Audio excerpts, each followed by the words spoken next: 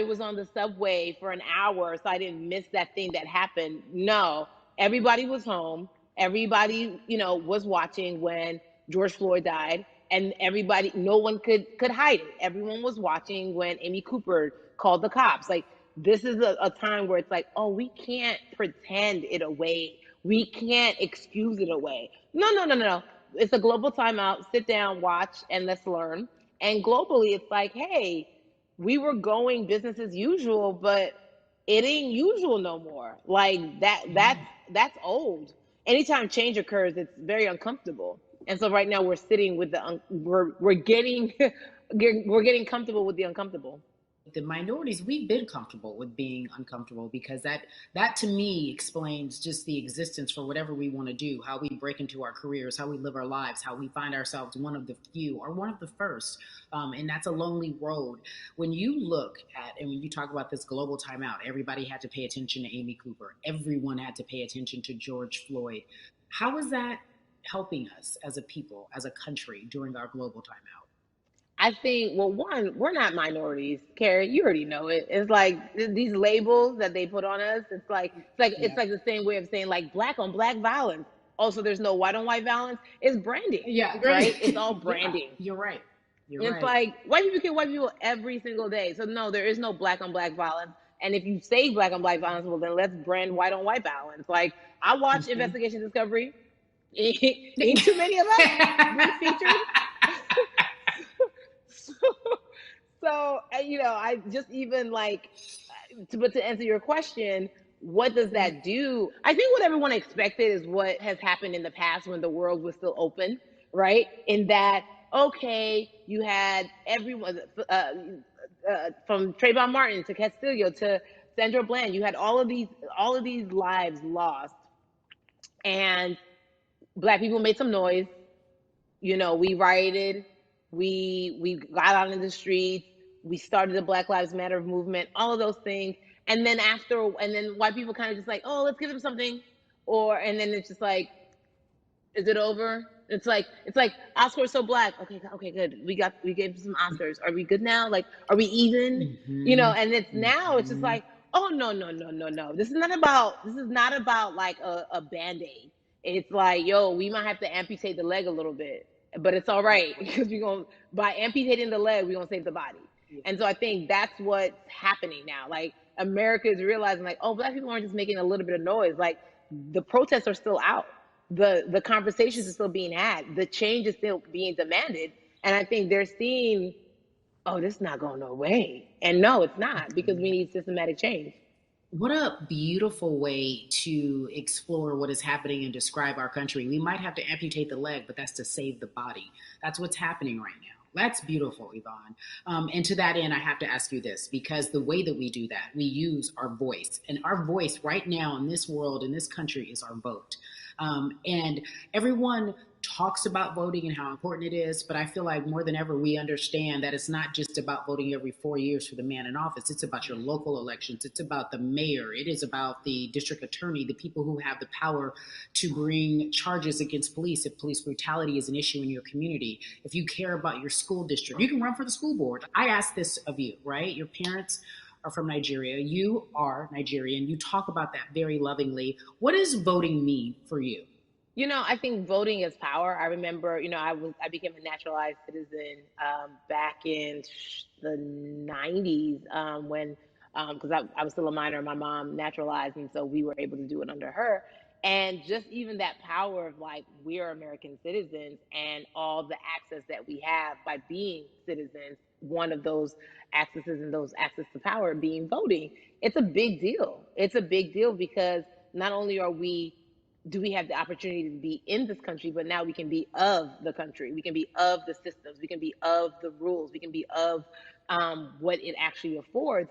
But I think going back to your earlier comment about just the setup of systems, I think we are done a disservice either it's schools or whatever it is. And I'm not putting teachers on blast. I think teachers do a phenomenal job, but for some reason, we do not, and give them all the raises. I know too many parents who are like, this child of mine, I do love them, but hey, who, Where can I drop them off? And I do think that there is a disservice done because, again, when we talk about them, to your point, we talk about every 4 years. It's important to vote for the presidency. We don't realize, like, oh, snap, we actually can vote about like how much our libraries get. It's like small things like that, but they make a big difference. When you think of voter suppression in this country, what does it look like for you? It's the systems. When we talk about voter suppression, we also talk about systematic racism, right? It's all the systems that set up, and we've normalized. Okay, maybe your job will give you a half day, or maybe you'll be able to get this luxury. It shouldn't be a luxury. It should be built into the system. It should be built into the fabric of how we vote. But maybe you'll be able to get this luxury in order to enable you to go vote. Think about everything disenfranchised, marginalized Black person has to endure in a day. So in a day, you need to get to work. If something happens to your car, if something happens to your child care, if something happens to, there's so many factors along the way that can send you into a tailspin as an American. And then you add on as a person of color.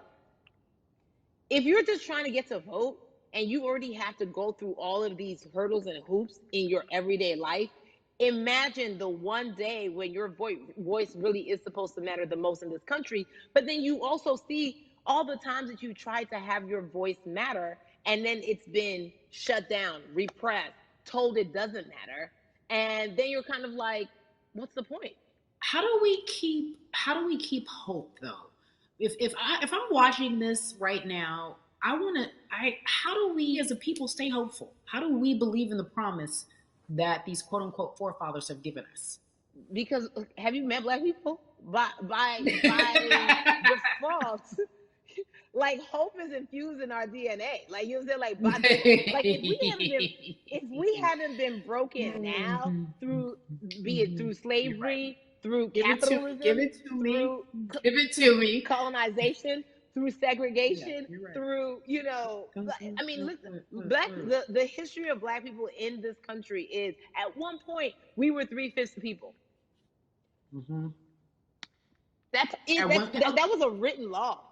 And look at us now. We are whole. We are Black girl magic. We are Black boy joy. We are.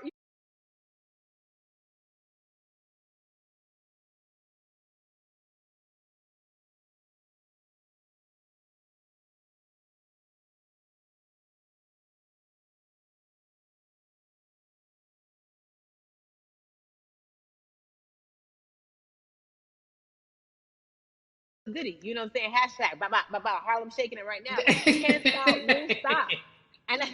And I think that's our motto. We can't stop voting and we won't stop voting. We can't stop marching and we won't stop marching. We can't stop thriving and we won't stop thriving. to that end, because you led me directly there, I've been asking everyone who's appeared on this platform, what does activism look like? And I feel like back in the day, we had an idea. Yes, it is marching. Yes, Yeah. it is protesting. Yes, it is speaking out against things that we feel are not right or unjust. But talk to me about what activism looks like for Yvonne Orji. Listen, activism, I think the beauty of activism is that it has many faces, right? You're going to have the people on the front lines. Like, you know what? Martin Luther King marched, but there were a lot of women who were in the homes like, hey, BT Dubs, when they come back, this is how we support all the people who are marching on the front lines. And we're going to be here doing what we know to do best here. And you know what? Somebody needs to bail them out of jail so now we need to be in the community, getting money or whatever it is. So it's like everybody has a position to play. And so play your position like a shortstop, bruh. So whoever you are and whatever you do, play your position. So activism could look like, you know what? I'm not the one that's built to be on the front line, but you know what? My pockets go deep, so I'm gonna support the people on the front line. I'm a comedian. Black joy is a form of activism. There's always a call for entertainers or celebrities that have the platform to do something. Why aren't you speaking out? I'm not a believer in thinking that it's mandatory. Like you said, everyone can be an activist and be activated in different ways. But talk to me about the connection. Talk to me about the marginalization in your world and how you feel like it even inspires you to say more and use your platform to do more. Beneath the surface of what we do, like Niecy Nash says, it's the who, right? The who is the person who's going to be like, hey, let me call this out. Either blind racism in terms of overt racism, in terms of ways that we can be better in terms of ways that we can actually be more uplifting to the community that you may not even realize that you're serving. Before I let you go, talk to me about the urgency, in your opinion, for people to vote, our people to get out and vote this coming election. Yeah, I mean, guys, guys, guys, if you think you're tired now, I'm telling you right now, we cannot take this sitting down. We can't take this jokingly. I understand that it may be hard to figure out who to vote for, but at the end of the day, we got to vote for our families. We got to vote for our legacies. We got to vote for continued progress.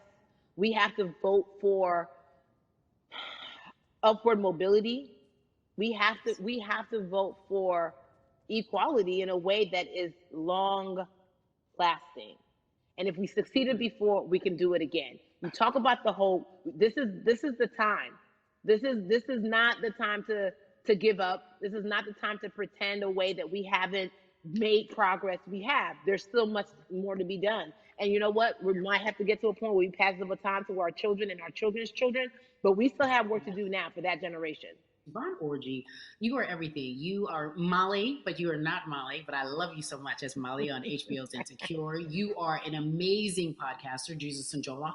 Shout out to Lovey. And then we also have movies. Like you, The World, you're a model, a cover model. Also, wait, don't let me forget your hugely successful stand-up comedy special on HBO. Girl, you're doing it all. And I am so grateful. You're truly the dream, not just the American dream. You're the black girl, brown girl, do it all dream, the immigrant dream, everything. You're a beautiful, beautiful soul. I really, really mean that from the bottom of my heart. Yvonne Orji, ladies and gentlemen, nothing but the best and excellence personified. Thank you so much, my friend. I love you so much, Mama. Mwah.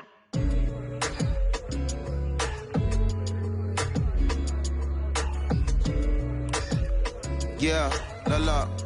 So Atlanta has been one of the hotbeds in terms of political unrest and social injustice. We've seen so much happen in that city, and we've also seen so much come from that city, including one of our very own founding fathers of the civil rights movement, and that's Martin Luther King Jr. But right now, we want to welcome in someone who has used his platform to talk about voting, to talk about racial injustice, and how he's trying to help. Atlanta's very own Russ joins us now on We the People. Russ, I'm not going to fan out and tell you what some of my favorite songs were that I listened to repeat on yours. We're going to get to the topic at hand. So Amazing. We got to talk about, recently you did an interview where you shared your outlook on culture and music. And you also were very candid about the fact that you have a privilege and that it's necessary for you to give back. Tell everybody about what that means. It's very obvious. I'm white and I'm in Black culture and I'm benefiting financially off of it. So I feel like if you're a white person financially benefiting off of Black culture, you have to put finances back into Black culture. It's just that simple. The screenshots with your feelings, it just comes off like fake empathy because it comes off very dismissive and very, oh, that sucks for y'all. But anyway, back to what I was doing. Have you felt that way always, or is it now because of the time of where we are in this country? I've always had the feeling. I think now it's just obviously elevated. It's a new level and there's new, it's to the point now where you can't, first of all, you can't not say anything. Second of all, though, I just think saying something isn't enough anymore. I think, if you have the ability to put money back into a culture that you're financially benefiting from, you have the ability to, you should. It's interesting that you talk about it in that way because some people do believe that silence is the best way to go because it's hard to talk race, especially if you're white and you're in the Black culture. People just feel as if they can't talk about it. They feel awkward. They feel as if they don't have the privilege or the voice or the words. How do you find yourself right now in terms of interacting with people when they want to talk to you about social injustice, police brutality? What's going on in this country right now? Well, first of all, picking and choosing whether you want to be silent or not about race, that's a privilege in and of itself. But no, I try to just do my best to listen to the Black people around me and the educated Black people I have in my life. So I do my best to not act like I have all the answers for everything, especially in a culture that I'm not from. But that's why when we decided to raise the money, for Black Lives Matter organizations, we, when we raised 500,000, we got on the phone with some of the women who started Black Lives Matter. I got on the phone with Tamika Mallory. I was on the phone with Karen Civil and talking with my friends to make sure the money went to like the correct places, and people who really need it. It's just about listening. That's all. It's about listening. Let's talk about that for a moment, because the way I think of activism, for me, it looks very differently. It's not necessarily just protesting on the front lines. I think that's great. But what about being an activist in the way in which you have decided to be one? What inspired you? What did it look like? You said you raised money for Black Lives Matter. What did you do? Mm-hmm. Walk us through everything that you did and how you find yourself in this moment right now. So for me, it was 3 years ago. I had like a string of festivals, and I decided that I was going to wear T-shirts with a message on them because I figured, what better time to use a platform than in front of a bunch of people. So one of the T-shirts I wore was, "If you want to change the system, speak up. White silence is pro-racism." The whole thing, and it didn't really it kind of got swept under the rug back then. But when all this stuff started happening again, and it's been happening, the police brutality against innocent Black people, I was like, man, I'm not the biggest artist in the world, and I certainly don't have the most white fans in the world, but I got a good amount of people that I can definitely mobilize and turn into some money. And I know they're down for the cause because it's merch. It's a good thing. And I've always been outspoken anyway, And so how am I going to be in Black culture and not be outspoken about racism? And then I got to ask you this, because you grew up in Atlanta, so that gives you a heads up, depending for so many people, because you're in the crux of that beautiful Black city where there are so many wonderful Black leaders, home of so much great music and things that speak to our culture right now. And we are really, really getting our word out, especially with this platform today, and saying that we must use our voice to vote. Talk to me about what the importance of voting for you in this upcoming election. Yeah, so full transparency, I had never voted before, ever. And because, I was one of those people who was like, my vote doesn't matter. And, and I don't know, maybe it's because I was younger, maybe it's because I really thought that, or I don't know, but I just think that it's got to, now this is a bit of a privilege to say it's got to a breaking point for me, because obviously it's been past the breaking point for Black people. But I think that as a whole, the young people need to get out and vote, because we're the ones that never show up.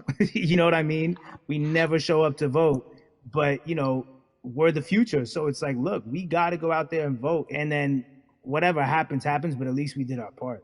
You got to do your part. You're very candid in saying that you just decided to vote. And I think there's a beautiful irony in the fact that you have your fans saying, because of you, I'm voting. Right. And there's something beautiful about that. But I want to know why now for you. Why in this moment is it important for you to vote? And what hit your spirit to say, yes, this is the time to do it?